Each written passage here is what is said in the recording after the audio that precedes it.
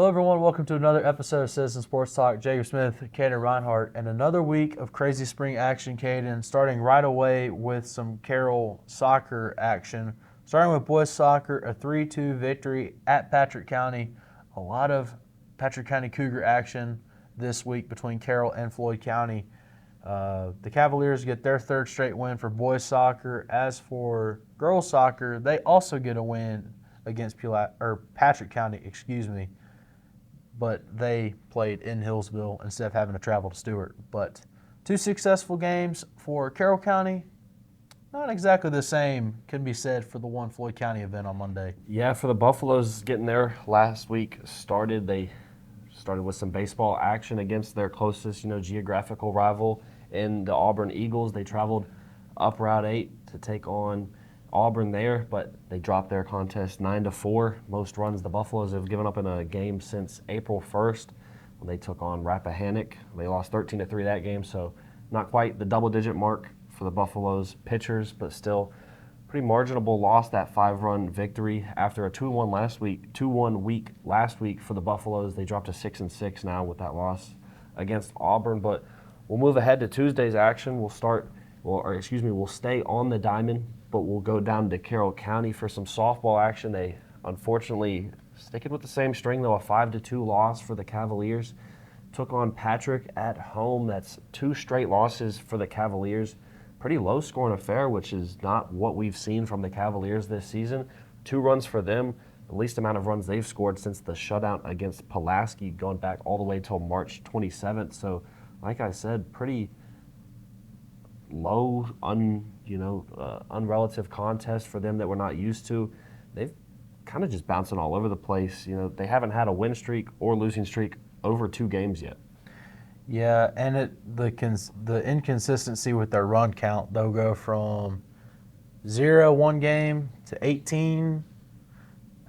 Can't remember off the top of my head, but you'll see 20, 0, 18, 5, something in that range, very inconsistent.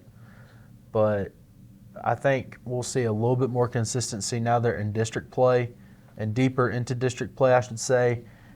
But looking at another Carroll County district game on Tuesday, the Cavaliers hosted the Cougars, and it was a 7-2 victory for Carroll County over the Cougars to give them their 6th straight win.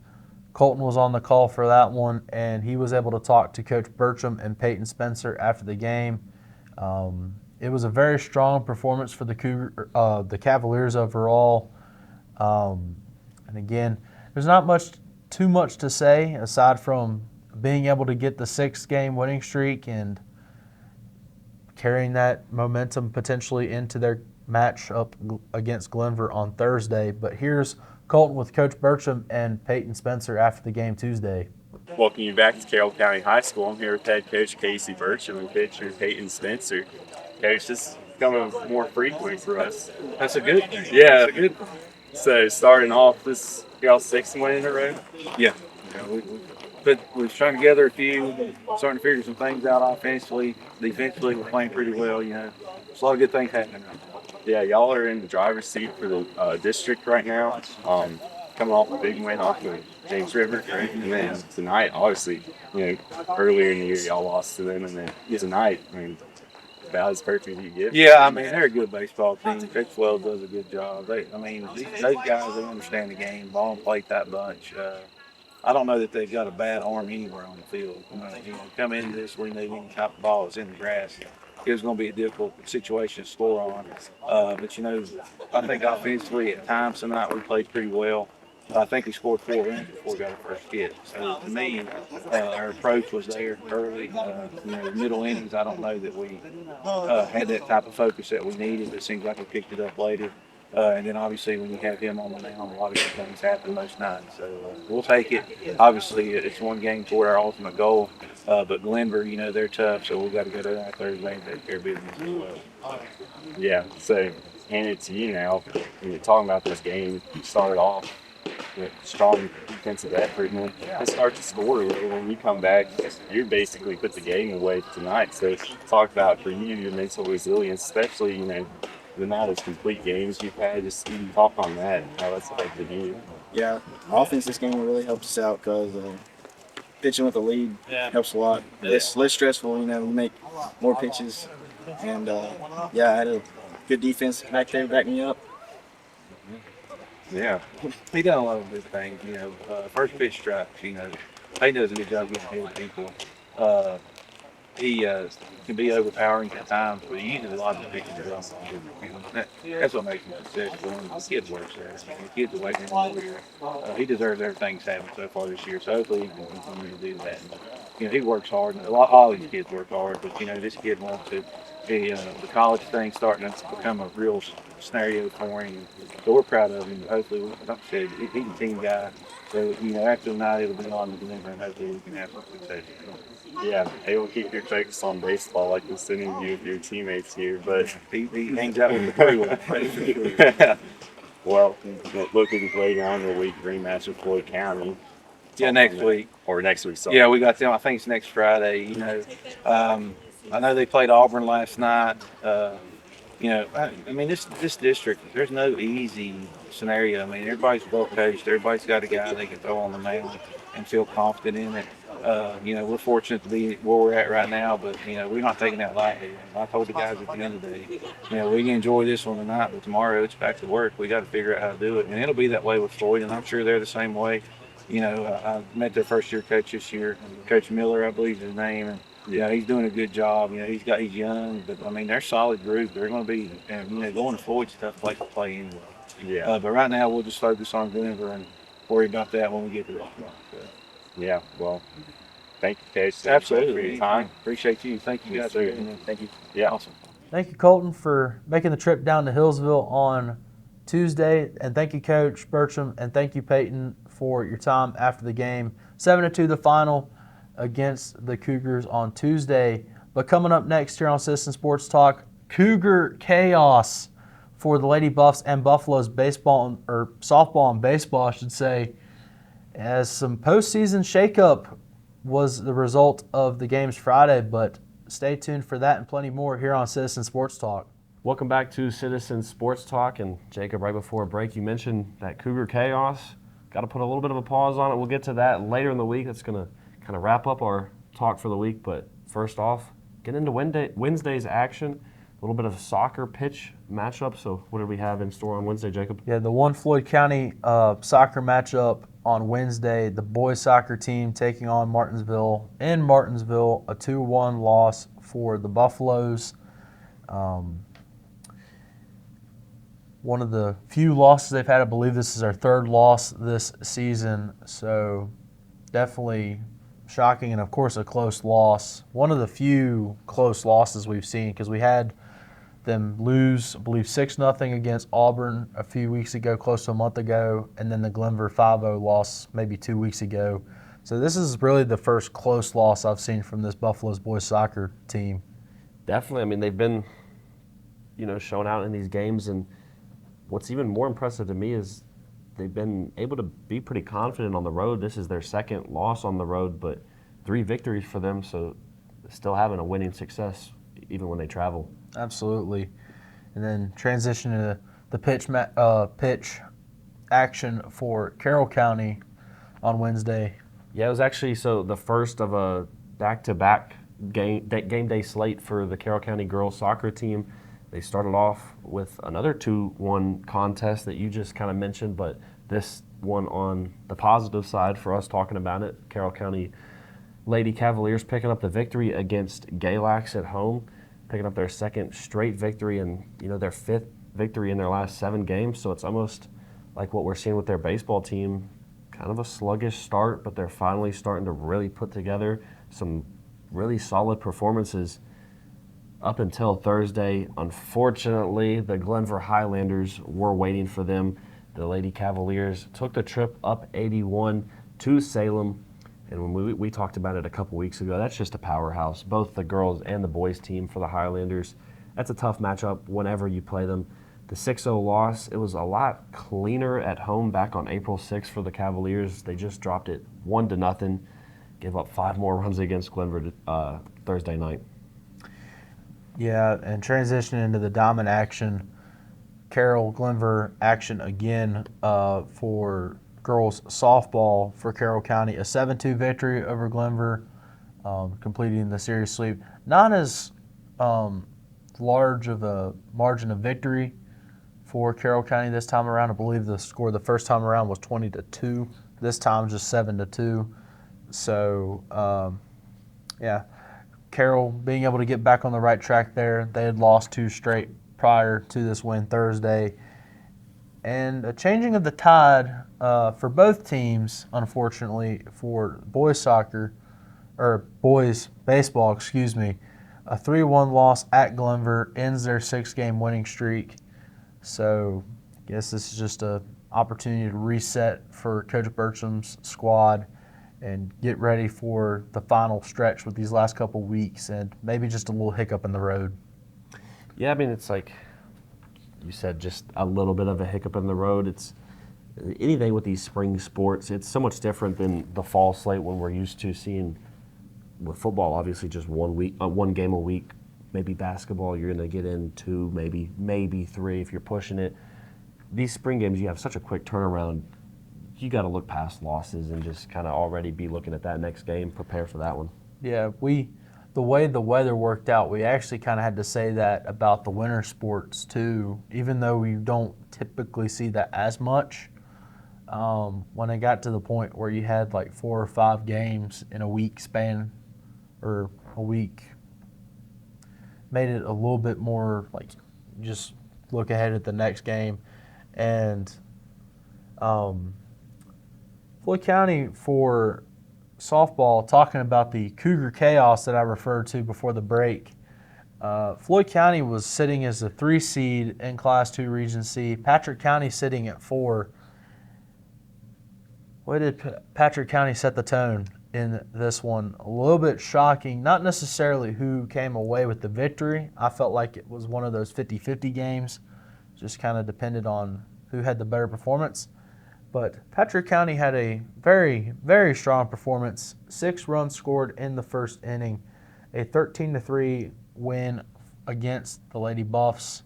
Lady Buffs' second loss of the season. Patrick County leapfrogs Floyd County for the number 3 spot in Class 2 Region C for softball. And then transitioning to baseball. We talked about it a few weeks ago. The extra time that needed to be or the extra inning that needed to be played to declare a winner. A little bit of deja vu, and a similar result, kind of. Started off with Adam Petty run early in the ball game. The Buffaloes went 6 deep in the lineup in the first inning. Patrick County, through the first 6 innings, it felt like time and time again they had runners on base, runners in scoring position, but were held scoreless until the bottom of the 7th after Gavin Swartzel tied it up, or got the Buffaloes a 2-0 lead after he was driven in by Johnny Whitlow. Christian Hilton, who was the starting pitcher for the Cougars, tied the game up in the bottom of the 7th to send it to an 8th inning, where this time the leadoff at-bat for the Buffaloes in the 8th inning, top of the inning, was Isaiah Cantrell. He gave the Buffaloes the lead back 3-2. The Cougars responded with a rally. Jackson Callahan tying the game at 3 apiece. And in the 9th inning, it was a bunt to seal the deal. Bases loaded with 1 out, and Calvin Lancaster was able to get the game-winning run in 9 innings. And again, kind of similar to what we saw with softball, Floyd County was a 3 seed in Class 2 Region C behind Appomattox and Glenver, which Appomattox and Glenver feel like they're going to be the top 2 regardless at this point, just the way the middle of the region has been playing out points-wise so far. But Patrick County also leapfrogged Floyd County with their win on Friday. And talk about some chaos. 9-inning game following up an 8-inning game from the same series between 2 teams. Yeah, I mean, the theatrics have been there, in both games this season. It's almost reminded me of like something we'd see between the Buffaloes and the Radford Bobcats, maybe on like the hardwood in basketball over the winter. Both of them walk-offs too. Exactly. I mean, even when you put it in the same aspect of the Buffaloes in both games led off the 8th inning with a homer, I mean, it's just unfortunately not being able to come away with the victory here changes it just a tad bit for the Buffaloes. But still, I mean, I think they did all they really could. Yeah, it was a good win for the Cougars. They really needed this one. They're now 7-8, 3-4 in the Three Rivers, and they had actually lost 3 of their last 4 games in the district. So this was a really good opportunity for them to kind of have a get-right game. As for the Buffaloes, they dropped to 6-7, 3-3 in the Three Rivers. No jokes about the Buffaloes' record as of Friday. But transitioning into next week, Kaden, after we've wrapped up the chaos that ended the week, what's in store for another week of spring action? Starting the week for the Buffaloes on May the 4th, that'll be varsity boys and girls tennis taking on Martinsville. Girls will travel down to take on the Bulldogs, and the boys will stay here in Floyd at home. And then as well on Monday, soccer getting in some action versus the Bulldogs as well. The boys, junior varsity and varsity soccer teams will stay at home. And then the girls, just like tennis, will travel down to take on the Bulldogs. Then wrapping up Monday's action for Floyd County will be varsity baseball hosting Magna Vista here in town. And then on Tuesday the 5th, just a little bit of baseball action against the Martinsville Bulldogs for Floyd County. Junior varsity will stay at home, and though it's on the schedule for the varsity team to travel down to Martinsville, it seems like they've kind of forfeited the year already, so not even sure if that'll take place. We'll probably just go as a victory for the Buffaloes as is. Moving on to Wednesday will be a midweek varsity track meet for the boys and girls varsity teams. It'll be at Radford against pretty much the whole district as that goes. I'll talk about that later with the Cavaliers as well. And then as well on Wednesday, getting in their first action of the week will be the varsity softball team. They'll host Christiansburg here in town. And then junior varsity and varsity baseball getting in some more action in the week. They'll be hosting, the JV team will be hosting Pulaski here in town, while the varsity team travels to Pulaski to take on the Cougars. So starting to wrap up the week on Thursday, little boys and girls varsity action against Carroll. Boys, JV, and varsity teams will travel to Carroll, play under the lights there, and then the girls stay at home to take on the Cavaliers here in Floyd. And then wrapping up Thursday's action will be boys and girls varsity tennis. Once again, they had opened the week on Monday. Getting some more action on Thursday. They take on Carroll County, with the boys traveling down to Hillsville. Girls staying at home to take on the Lady Cavaliers there. And then wrapping up the Buffaloes week on Friday, second game of the week for the varsity softball team. They take on the Carroll County Cavaliers here at home. And then the baseball teams, very busy week for them. 3 games apiece. That is, of course, if Martinsville, the forfeit goes through. And then JV and varsity baseball slate will take on the Carroll County Cavaliers on Friday to wrap up their week. Junior varsity team will travel to Hillsville, and then the varsity team staying here in Floyd to wrap up their week.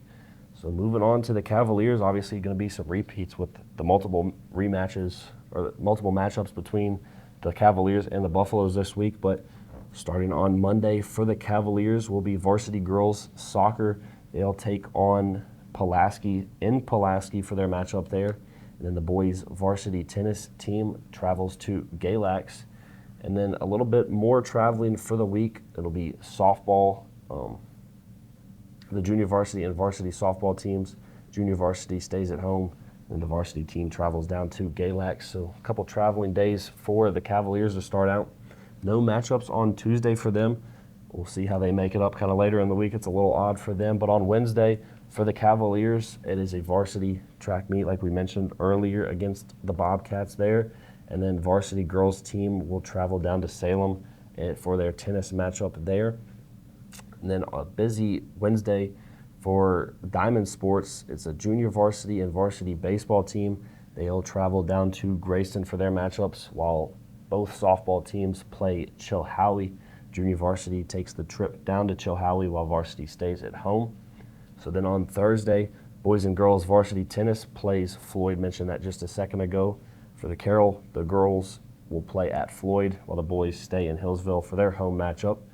And then a soccer trio, just mentioned it, for Floyd as well. Girls varsity travels to Floyd, and then the boys team host in Hillsville. So not quite wrapping up the week on Friday, but it is boys and girls varsity tennis matchups against Martinsville. Boys travel to Martinsville, the girls stay at home. And junior varsity and varsity baseball teams playing Floyd. Junior varsity, of course, staying at home. Varsity team travels to Floyd County for that matchup. Then varsity softball as well travels to Floyd for their end of the week matchup. And then ending out that Friday slate, a little bit of pitch action for their boys and girls varsity soccer teams at home versus Martinsville. Then going into the weekend for the Cavaliers, they get some matchups on Saturday, May 9th. They'll take the varsity baseball team will take on Galax at home to wrap up the long 6-day week for the Cavaliers. Yeah, it'll be a busy week as always. I know it's cliche at this point when I say that. Something else that stood out when I was doing notes talking about the Patrick County-Floyd County game Friday.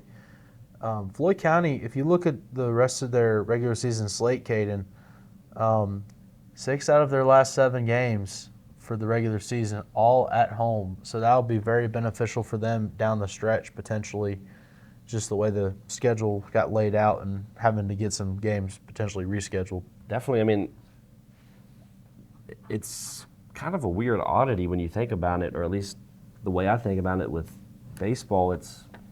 You're not really getting that home field advantage. You don't really get the big crowd behind you like you would in a football game or a basketball game, but you actually get a game advantage from being at home. You know, batting last, seeing what your defense can already do.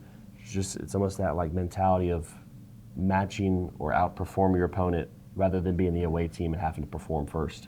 And that's kind of what made the difference. If you look at the Cougars and Buffalo series for baseball, when you have a close game like that, and we saw it the first time, Adam Petty, when he was at the plate in the bottom of the 8th, all he had to do was just hit it over the fence. He did it. And then the Cougars, same thing. They knew what they had to do, how to respond to what the Buffaloes did in the extra innings and in the 7th inning just to tie it, to put them in that position. But, again, that's going to be very beneficial for the Buffaloes down the stretch, especially if they can get a top 4 seed in the region tournament and get a home game round 1. Yeah, I mean, definitely. I mean, going even, like you just mentioned with the game on, Friday night against the Cougars, it was a walk-off bunt. I don't even know if we mentioned that, but that's definitely not a situation I don't think Patrick would have put themselves in, say, if it was the top of the 9th. It's obviously a lot more risky to lay down the sacrifice bunt there. Right, absolutely. And, again, a lot of action. It's going to be excited to see round 2 of what Cavaliers and Buffaloes will look like for both softball and baseball at the end of next week. We'll have that and plenty more in next week's episode of Citizen Sports Talk. Thank you for watching.